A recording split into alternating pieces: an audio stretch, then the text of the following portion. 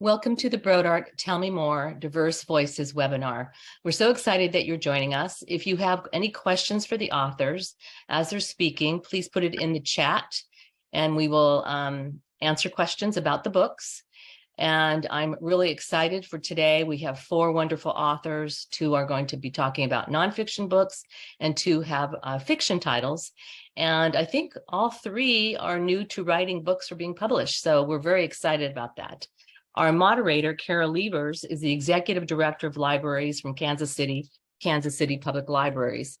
Carol has served in various capacities for numerous foundations, charities, and nonprofit organizations.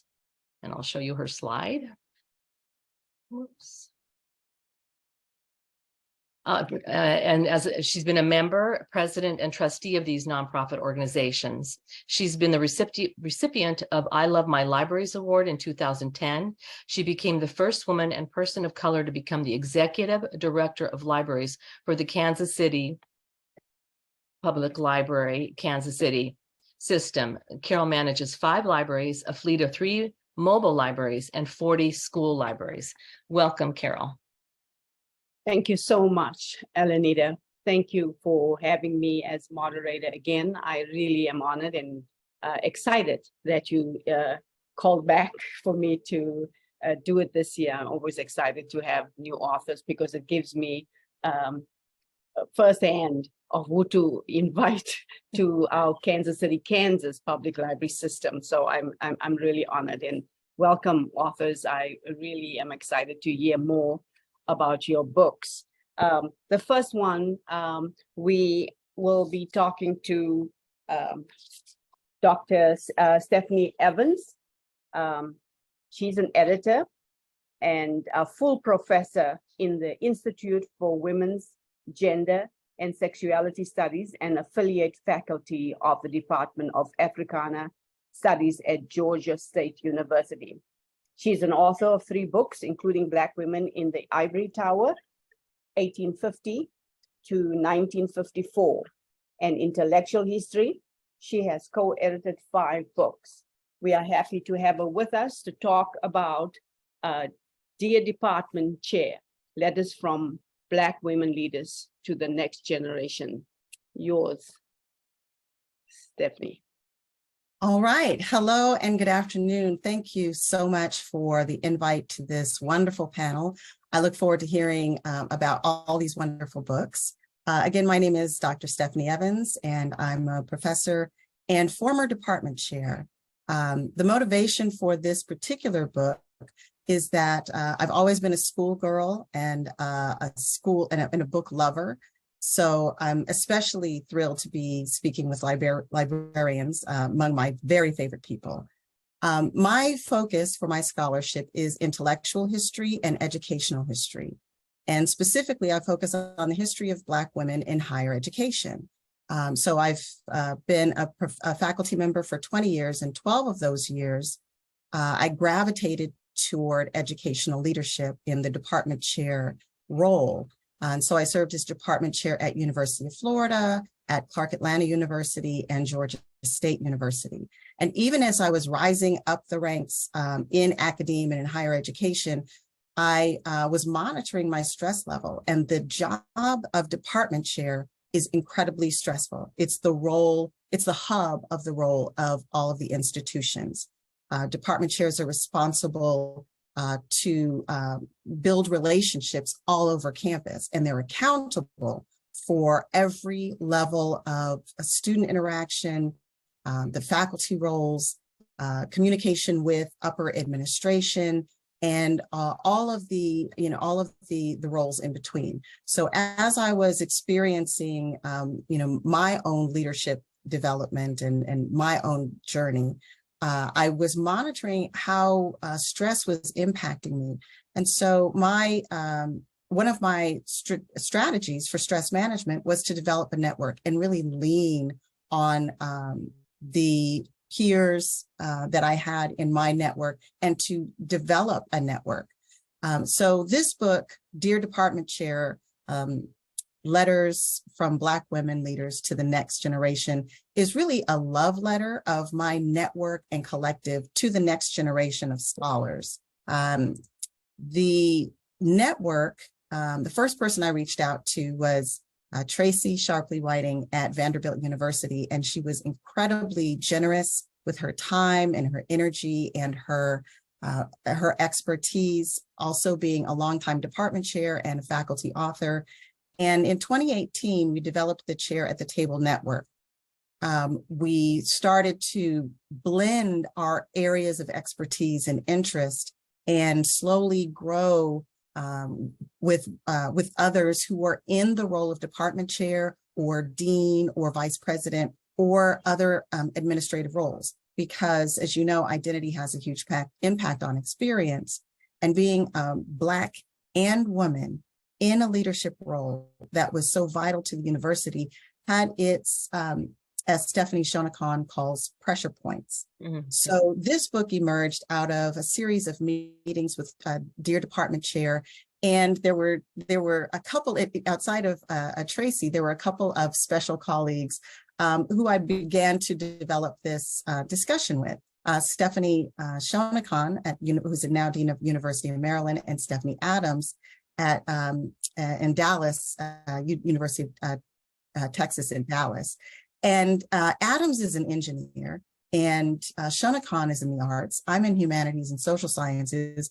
So the three Stephanies started to talk about all of the pressures that we were experiencing in the midst of this group. And so we, did a full court press and was moving forward with this book project to really gather all of the jewels, the pearls of wisdom, as Carol Henderson calls them, one of the contributors to this, to really impact how the next generation understands the work of department chair and can be effective in meeting all of the demands of this role from this particular standpoint and position of Black women.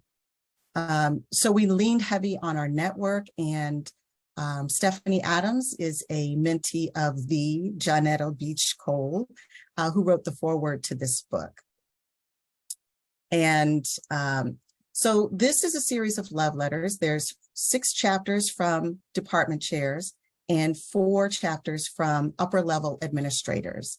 And if you remember, in 2021, there was this series with Sandra Oh called The Chair. And that really gave the public its first look into the roles of the department chair and what we have to do. But unfortunately, Art Mirrored Life, and the series was canceled, and it really focused on the personal life rather than the actual tasks that we have to do in the department chair role. So these letters, in each chapter, the authors reflect on their personal journey. So who they are, where they're from, what their academic discipline is, their training, and they respond to the department chair job description. The job description is a very detailed list of tasks and skills, of accountability and responsibility. So what does basically a day in the life of the department chair look like? And so the authors look and unpack all of these duties. For example, the first chapter, A Chair's Epistle, Finding the Color Purple in Your Leadership Identity in a Field of Email, by Tiffany Gilbert, really hits the nail on the head and starts us off like, as a department chair, you get 50, 60 emails a day coming from all over campus, because the department chair is the role before it gets to the dean. That is the most forward-facing role for accountability. So in each of these chapters, the authors talk about their experiences. And then the last part of the chapter, they offer tips and recommendations for this the next generation. And what this book really does, that I'm really excited about, is it unpacks the role. Because if there's an issue on campus with a student, with enrollment, with a grade, it's really, okay, we'll call the department chair, The curriculum, the scheduling, any of the tenure and promotion, any of the hiring, the retention, all of these roles have to do with the department chair. And each of these authors really discuss from their own perspective, be that at a predominantly white institution, a historically Black institution, a private school, you know, and an historically Black institution, HBCUs, community colleges, all different types of perspectives. They give their insights and encouragement. We start the book off by saying thank you, because thank you is one of those things as department chair that you hear very rarely. And we hope that this book will become really a book for discussion, right? An opportunity to have workshops, definitely orientations and trainings. And in closing, I know my time is running short. So I'll just conclude with some of the overarching themes that authors present. The first theme is the need to learn from historical leaders. And so as Black women, what do our style of leadership collectively, what does that style of leadership reflect? The first thing is that we look back at our ancestors, whether that's Anna Julia Cooper, Mary McLeod Bethune, any of our individual personal mentors. And there's a hashtag, Cite Black Women and Cite a Sister. And that means that we're coming to our positions of leadership, not just, you know, as a self-made person. We're really acknowledging those people who've poured into us, those people in higher education who've laid the groundwork for how we're supposed to act, how we're supposed to serve and lead. The second overarching theme is the need to bring our whole self to the job. As you know, there's a lot of stereotypes about Black women and our aggressiveness and our experience with microaggressions and things like that. And the last theme is that we network. And that means that we need to open ourselves up to be mentored, and that we take seriously the responsibility to mentor the next generation, which is what this book is all about. So I think that's my time, and I'll stop there.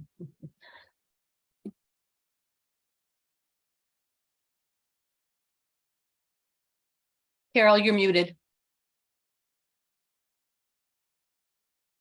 Sorry about that. Yeah. What kind of research do you do, and how long did you spend researching before beginning this book? My research is, again, Black women's intellectual history, and I focus on memoir, life writing. And as Maya Angelou says that in her compilation, Letter to My Daughter, that her letters, her memoirs, her life stories are really a way of communicating with the next generation to say, here are some of the things that I've done. Maybe you'll take some lessons from them. So my research is intellectual history with a focus on memoir, and all of the books that I've written, be it on educational history or mental health, public health, all reflect a library I created, about 500, 600 life writings, published life stories from Black women around the world. And also, what was your favorite part of this book? The relationships. Colette, there's so many people in this book that I've had relationships with for over a decade. One is Colette Taylor, for example. And this book helps us continue the relationships. Academia can be a really isolating place. And the network that we have is also interdisciplinary. So Stephanie Adams being in STEM fields, in engineering, and Stephanie Shonakon being in the arts, there's really a beautiful collective of ways that we can talk and mentor each other through some of the difficult times. I mean, we were department chairs through COVID, through the pandemic, the shutdown, the online learning, the racial strife in this country. And being in this particular role really means that you have to reach out to people who understand professionalism, confidentiality, the sensitive nature, and be there for support, but who can also give you some, good advice. Good. I was struck by the fact that it's all Stephanie's, and I was thinking how I've never seen that before. So it's very rare. Yeah, it developed organically, and I'll end by saying one of the main points that I make is that in academia, we're supposed to be special. We're supposed to be unique. And here we have 3 Stephanies, and Wayne State University Press appointed Stephanie Williams, who was the first Black woman chair of a university press who published this. So, yes, we're all special, but don't seek to be the only one in the room. Right. Great. Wonderful. Well, our next author is Prachi Gupta, and she authored the book They Called Us Exceptional. Prachi is an award-winning journalist and former senior reporter at Jezebel. She won a Writers Guild Award for her investigative essay, Stories About My Brother. Her work was featured in the Best American Magazine Writing 2021 and in The Atlantic, the Washington Post Magazine, and elsewhere. Prachi, please share with us. They Called Us Exceptional. Thank you, Carol. And thank you, Alanita, and to all the authors. It's really an honor to be here on this panel, and to everyone who's tuning in right now. I really appreciate your time and the opportunity to talk about my debut memoir. So my name is Prachi Gupta, and I am a journalist. So I covered politics for the past 10 years, including the Trump administration when I was a reporter at Cosmo. And then I moved to Jezebel, I covered the presidential election at Cosmo. And then I moved to Jezebel, where I covered the Trump administration. And as a journalist, I never really wanted to write about myself. That sounds like an absurd thing to say now because I wrote a memoir. But I was very comfortable being behind the lens. I didn't want to be the focus. But in 2017, my brother Yash died, and he was 29, and we had been estranged for about 2 years at that point. So I did not know who he was as a person when he died. I didn't understand how he died. And at that point, I did what I do as a journalist to begin to try to understand how this had happened. I turned that investigative focus onto my family and our relationship. And so the product of that, which was really fueled by my grief and my love for my brother that I couldn't give to him anymore, was the essay Stories About My Brother. And that essay was really an exploration of Indian American identity and masculinity, and the ways that our understandings of race and our status in this country affect our sense of self, and particularly mental health.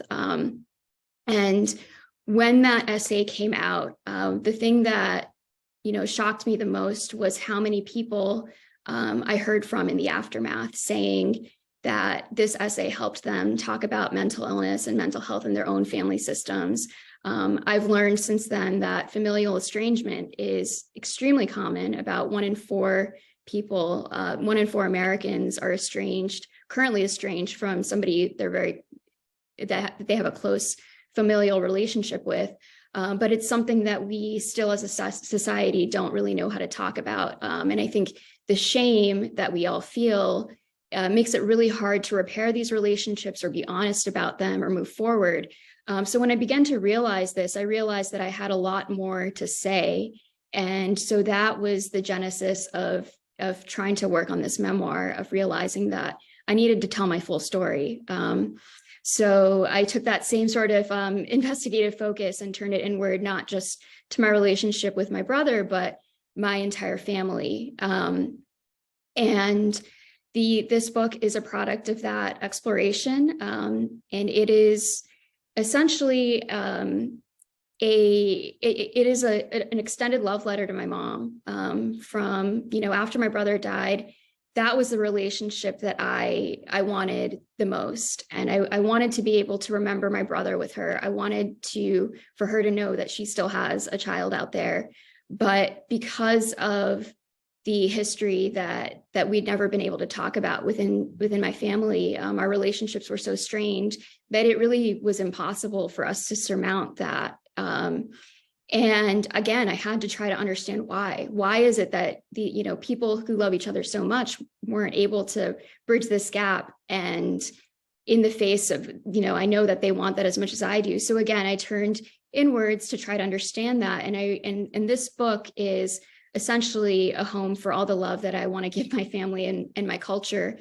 but didn't really know how else to give. And it's really a book about stories, the stories that we tell ourselves about who we're supposed to be, the expectations that we're brought to, that we try to fit to belong in the world, and how ultimately those expectations are the very things that separate us from each other.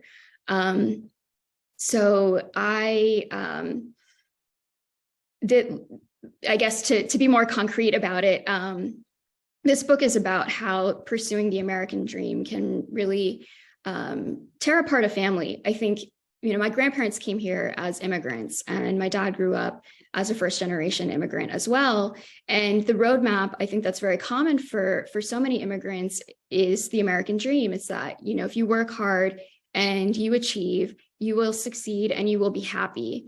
But what happens when we work really hard and we do achieve that and we're still not happy?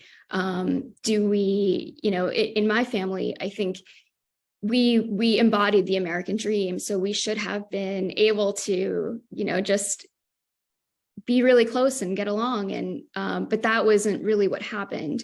And so my book is a warning, and it's a call to arms to basically ask readers to question these ideas that we're raised on about success and what it costs us to fit this image of being high achieving, of pursuing success at all costs, and what we have to give up when we try to belong and try so hard to fit in, and we lose the ability to accept our own imperfections and accept imperfections in other people.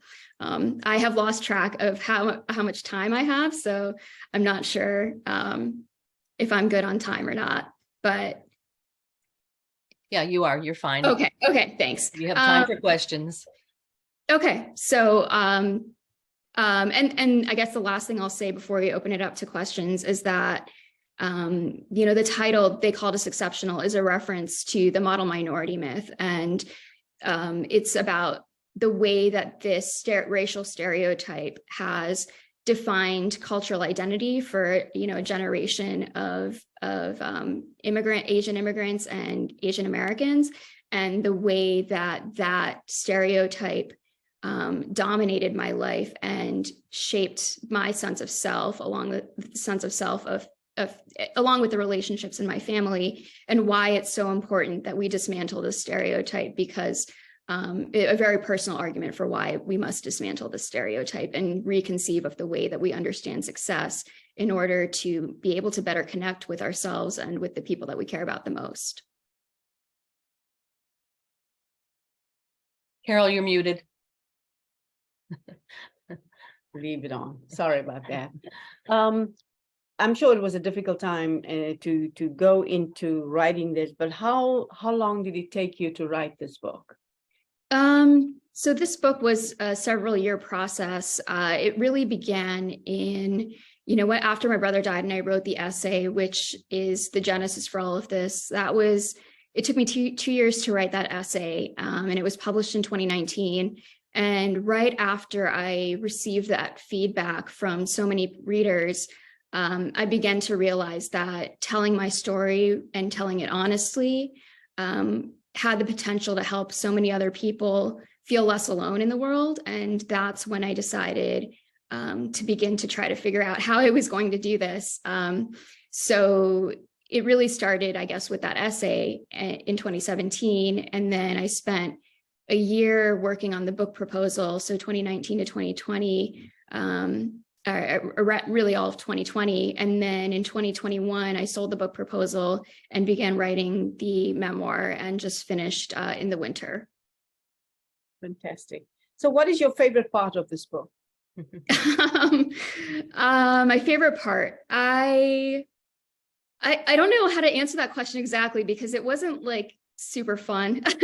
Yeah, but and I understand. Yeah, but I think maybe to reframe that question, I think the part for me is I felt as if I had to, I think articulating the confusion. I think what my book really does is not try to give answers, but try to show how to ask the questions. Mm-hmm. And I feel as if what was really important to me was to show people that it's okay to be have the cultural identity confusion is part of my identity, and trying to force myself into a binary of having to be one way, matching expectations of dominant culture or expectations of a, diasporic community that is constantly evolving and changing is really impossible. And so many of us, I think, feel so trapped by these expectations.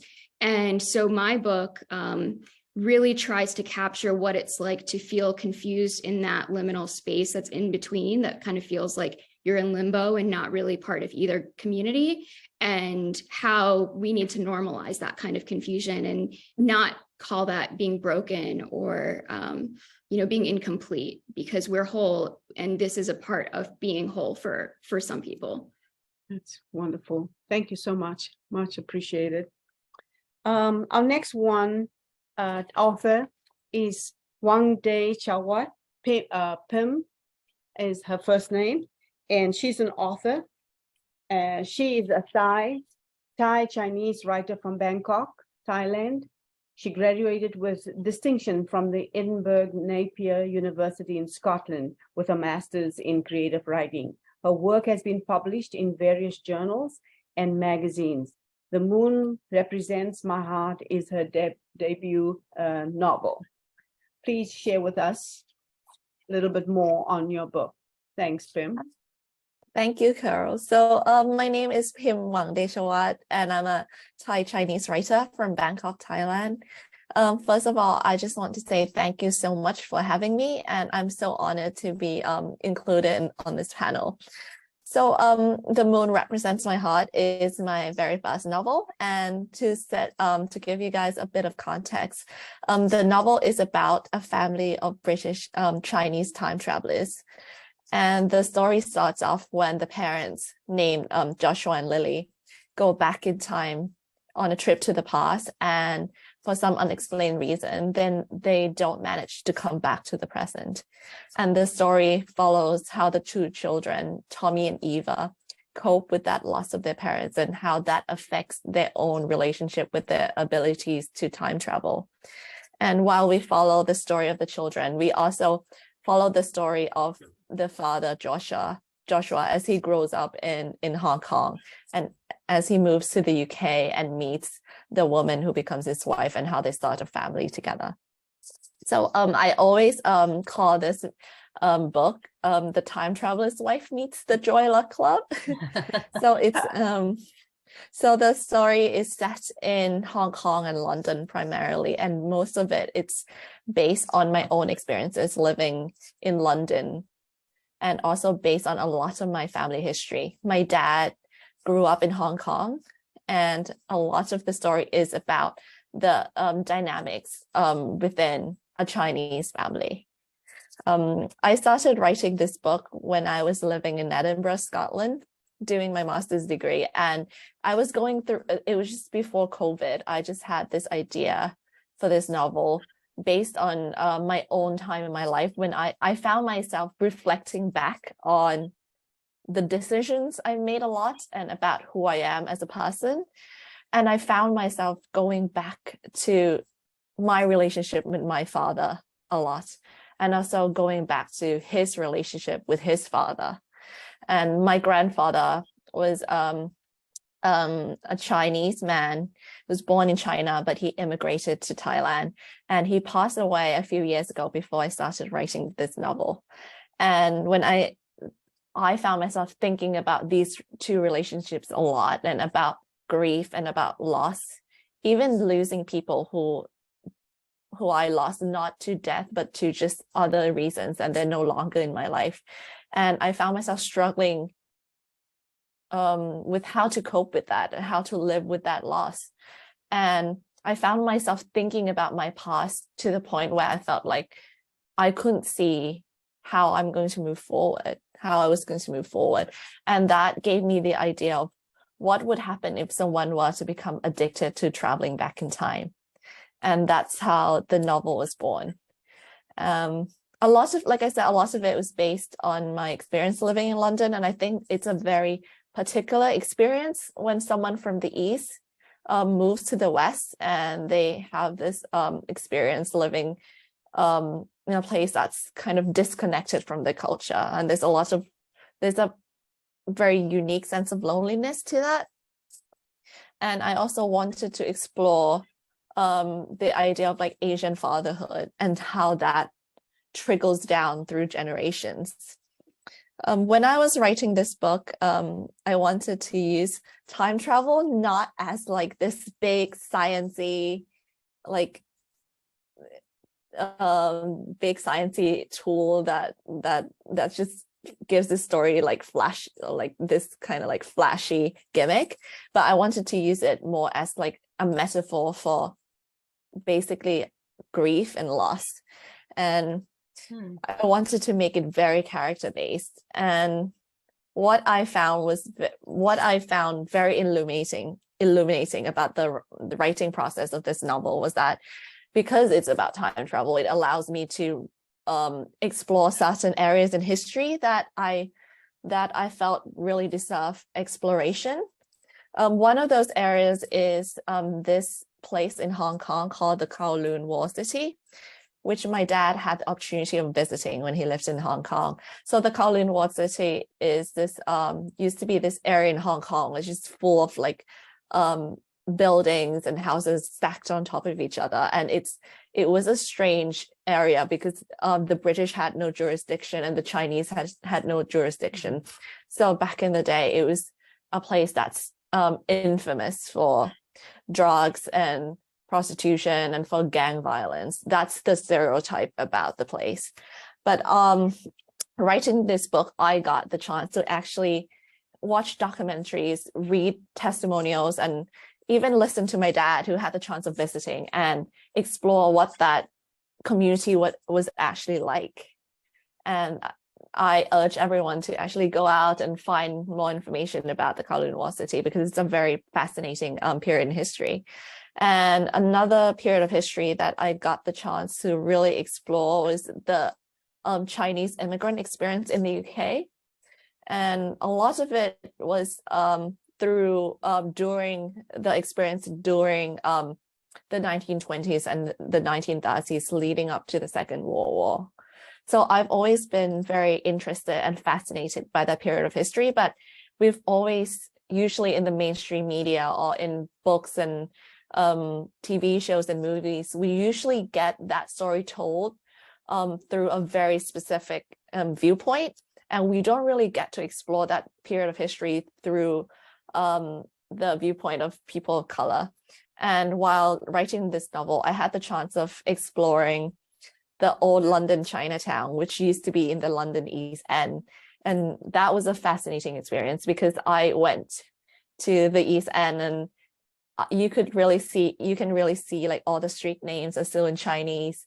You can see where these people used to live. And that also led me to discover the story of the Chinese sailors who fought alongside the British in the Second World War. But after the war ended, they were deported back to China by the British government without warning. And many of their families, many of them married a woman in the UK and they had children, but their family had no idea what happened to them because they were just arrested and deported overnight. And lots of their children who are still alive now have been searching for years about what happened to their fathers and what happened to their family. And it's only been in recent years that the British government have apologized for this crime and that this story is coming more to light. So these are the stories that I found myself.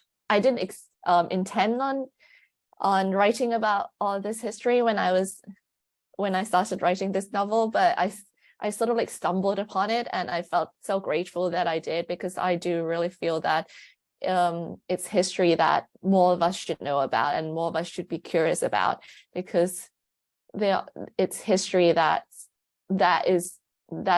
part of what makes us the human race, if that makes sense. Mm-hmm. So so I feel very fortunate that I got to write this story and I got to explore my own family history through the entire process. And I always call this, I first started writing the story about, like I said, loss, about grief. But then as I began writing it, it became a story about love as well. And it became a story about longing. And it became a story about finding a sense of belonging. And ultimately, it became a story about confronting our past and moving forward with hope. So I hope people will read this book and resonate with the story and feel a little less alone in their journeys. And it launched last night and you had an event? Yes. So very Yes, exciting. I have. Congratulations. Thank you so much. Fantastic. So when did you know you wanted to write this book? It was just before COVID hit. So I think it was like September, October 2019. That's when I first had the idea of like what would happen if someone were to become addicted to traveling back in time. And that kickstarted my own examination of my family history, and just the writing just started from there. So what is your favorite part of this book? My favorite part of this book is actually writing the chapters through the viewpoint of the parents, like following the character of the father from Hong Kong to who moves to the UK and how the parents fall in love. Because I feel like a lot of the character of the dad is based on my father and my grandfather. And my grandparents never had that love story, never had that, their marriage was a big struggle. And getting to write the story of the parents and having them fall in love and create a family, it felt like I wanted to give my grandparents this love story they never had. So I really enjoy writing those chapters. Fantastic. Thanks, Pim. Thank you so much. Next, I am going to introduce a fellow librarian, Tara Shelton Harris, as not just a librarian and a freelance writer who now writes upmarket fiction with bittersweet endings. As a freelancer, her work has appeared in numerous consumer and trade magazines, including Catapult, Women's Health, Everyday with Rachel Ray, Backpacker, Minority Nurse, and more. One Summer in Savannah is her first novel. Tell us more about that, Tara, and welcome. Thank you so much for having me. So I thought I would start off by explaining how I came to write the book. As you mentioned, I am a collection development librarian, and one of my responsibilities is I am responsible for purchasing all the adult material, print and digital, from my library system, which consists of 3 branches and a bookmobile. So it's a lot of material. And so in that, I like to talk to my patrons and see what they like to read. And of course, they love those popular authors, those ones that write the series. They love those so much. But in my talking to them, I discovered that they also like, and they're seeking new, diverse stories, stories that they've never heard before. And I kind of just tucked that in the back of my mind. And I said, if I was ever to write a book, I want to write something that is not on the shelf or would be difficult to find on the shelf. In fact, when I was searching for comps for One Summer in Savannah, I had a very difficult time finding a story that fit most of the elements, and I could not. And so I knew that that's what I wanted to do. I wanted to write something that was new and diverse. My patrons love debut authors. They love taking chances. They love being able to say that they discovered that, that debut author. So I knew I wanted to write a different, interesting, unique story. And so One Summer in Savannah is the story of a woman who conceived a child through sexual assault and has to decide whether or not to allow her attacker's family into her daughter's life.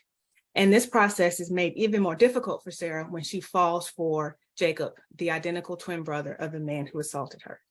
So when One Summer in Savannah opens, Sarah and her 8-year-old genius daughter, Alana, are living in this coastal town in Maine. And Sarah is starting to realize that Alana is asking more and more questions about her father, questions that Sarah can't answer because she doesn't know. And so she knows that the time is coming that one day she will have to explain and tell Alana her story. And then one day, Sarah gets a phone call that her father is ill and that she must return home to Savannah and face the ghosts of her past. And so while she's back at home, she is running his bookstore, but she is still very desperate to keep Alana a secret from the Weilers, the powerful family of the man who assaulted her, who have no idea that Alana exists. And Sarah thinks that she can succeed until she accidentally runs into Jacob Weiler, the identical twin brother of the man who assaulted her, who recently returned home to piece together back his family and to understand this tragic event that altered his family's dynamics. And Jacob is no fan of his brother. He hasn't spoken to him in 8 years, and he's very much on the outs with his mother, who really fiercely defended Daniel during the trial. But Sarah doesn't know if she can trust Jacob, but she's desperate. So she enters into an agreement with him in exchange for his silence that he can spend time with Alana. And as they all begin to spend more and more time together, they're drawn together in unexpected ways. And there are two pieces of inspiration for this book. The first is the South Carolina church shooting. When days after that tragic event, the survivors walked into a South Carolina courthouse and they forgave the shooter.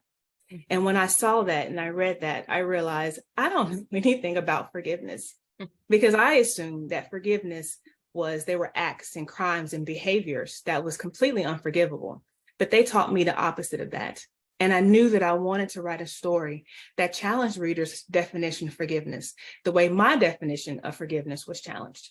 And so I had a theme for my book, but I didn't have a story until one day someone very close to me shared a story with me that I never knew, that she had conceived a child through sexual assault, and she practices the act of forgiveness every day. And I asked her if I could share her story, and she said yes. And so as I was writing, I went back to her and I asked, I said, why are you allowing me to share your story? And she says, there are millions of Sarahs like me throughout the world. And I hope that your story can shed a light on those plights, on their plight. And so One Summer in Savannah is inspired by all the Sarahs of the world who are faced with this unfortunate circumstance, but they face it every day with such bravery. And it seems like it is a very heavy topic to write about, but I can assure the people out there that it was written with the utmost care and consideration for the topic. And while Sarah's assault is mentioned in various exposition and dialogue, it is not triggering. It is not detailed on the page whatsoever. And I like to end this by saying that for people that may find parts of it unbelievable or difficult, I like to say that forgiveness is not one size fits all. That's one of the things that I learned in writing this book and in talking to my friend and in the research that I've done, that forgiveness is not one size fits all. It's okay if you choose not to forgive. And that but forgiveness means different things to different people. And let us not forget that forgiveness is not about absolving the person of wrongdoing. It is for the person that gives it. And so that's one thing that I want people to kind of take away from this book, is that you get to decide if you forgive or not someone else. So I hope you enjoy it. Thank you so much. Thank you, Tara. Much appreciated.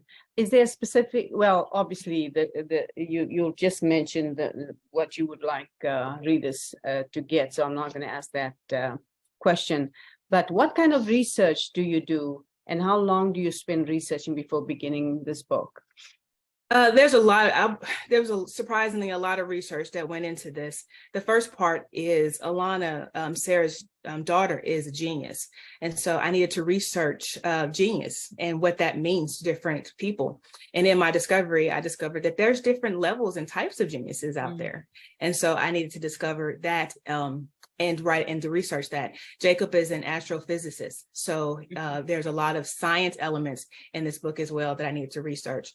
But the most important piece of research that I did was on perpetrator laws and rape shield laws for Sarah. Sarah lives in Maine for a reason. And that was one of the biggest things that I needed to discover, was what are the laws? What she was very concerned about his family and him, trying to petition for custody. And I needed to see what that looks like in terms of our laws. And what I discovered is that there is no federal law that restricts the rights of a man who fathered a child through rape, and that it's left up to the individual states to make that determination. And so, as you can imagine, there's 50 different laws because it's left to the states. So each law was different. And with Sarah living in Georgia, those laws look different in Georgia than they did in Maine. And so that was the biggest piece of research that I needed to do. Fantastic. What is your favorite part of this book? I love how you see the beginning and how adamant Sarah is in terms of not forgiving and watching her move to the place of forgiveness. And she's not the only one that has forgiveness in her heart that she needs to give out. It's also Jacob as well, and how they both move through that process and ultimately come to forgiveness. And what I like is that their forgiveness is not the same. Hers looks different than his, but just writing that and watching them move from the beginning to the end to that place of forgiveness, I think was my favorite part. Fantastic. Thank you so much for everything. Thank you. Pim, I just wanted to mention, I actually neglected to mention that Gemma Chan is going to direct this book. Am I right? Gemma Chan is producing. She's producing. So the book's been optioned. So it's in development. It's wonderful. And if you don't know who Gemma Chan is, people, it's the niece or the cousin of the Crazy Rich Asians in that movie. Yes, and she is very fantastic in there if you've seen her, or just Google Gemma Chan. I was so excited when I read that. I'm like, wow, because I just love that movie. There's one question that I would like to somebody, Donna Rasmussen, for all the authors. Thank you. Authors, your books reflect such positive values and aspirations for readers. Can you comment on any personal outlooks, methods, or approaches you believe might help your readers feel empowered and enabled to be able to implement your approaches and suggestions? I know it's a long one, but somebody try. I can Stephanie? start. So the theoretical framework, the idea that powers my part of the book and the collaborative nature and collective nature of the book is African feminist values. And Rosalind Terborg Penn, who's a historian, said that there are two values that throughout the African diaspora have been prevalent in Black women's lives and life writing, and that is survival and self-reliance in women's networks. So the whole frame for this book and the what do we do now and what's the best practices that Black women leaders have to offer, regardless of what the identity of the reader is to understand the balance between self-care and communal care, because usually it's one or the other. So self-care has risen in visibility, which is great. But you also, as a department chair, inherently, like that's part of your job is to care for others. And so there's this need for balance. And what all of the authors do is demonstrate how they've learned lessons from not being in balance with their self-care, giving too much, or not being balanced with their communal care, which is letting the department chair job eat them up. So for any academic administrator, especially now when there are laws, there's literacy issues, there's all sorts of pressures, and librarians know, as well as everyone else, that there's so much pressure around how do you deal with the state politics, the national politics, the publics, the students, the parents, how do you do all of these things and keep it in balance? So to answer that question, it's really understanding that this goes back to really drawing on the histories of how Black women have operated in educational spaces, is that balance of self-care and collective care in networks. Thank you, Stephanie. I'd love to piggyback on that response, because I think it's also a little bit related to something that I explored in my memoir. There's this great Maya Angelou quote that really took me very far in the writing of this, which is, there is no greater agony than bearing an untold story inside you. And, for me, I've known that I wanted to be a writer since I was about 6 or 7 years old. But for me, the greatest struggle was believing that I had a right to tell my own story. And so my book is really for, so many people who struggle with that same sense of self-doubt or societal messages that tell us certain people's stories matter than other people's stories, and how do we begin to understand and articulate our own stories when we're brought up being told and having constant messages that show us that our stories don't matter to so many people, or that they don't have value, and we see certain other people's stories elevated and our own realities dismissed. So one of the big ways that I began to, one of the things that I do in my book is I really center my experiences by writing this as a letter to my mom, because I was really struggling with would I write authentically without translating my experiences, without trying to explain what's different about me to the reader, what would they expect to not know or know.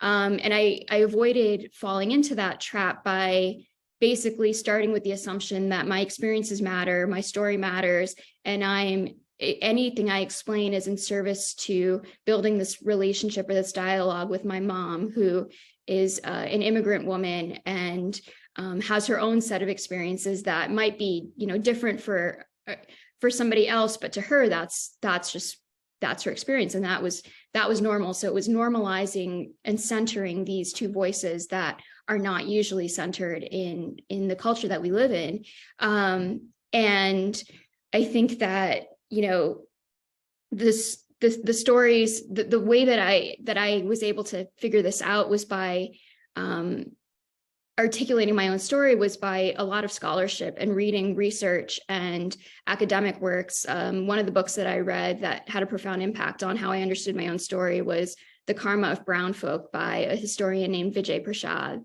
Another book, Against White Feminism by Rafia Zachariah, helped me contextualize and understand why I had grown up understanding one story and had downplayed my own experiences in service of whiteness, and how to gain that power back. So, I want to show readers that we all have the right to tell our own stories, and why it's so important to strive to tell our own stories, especially when they're not being seen and reflected in the mainstream.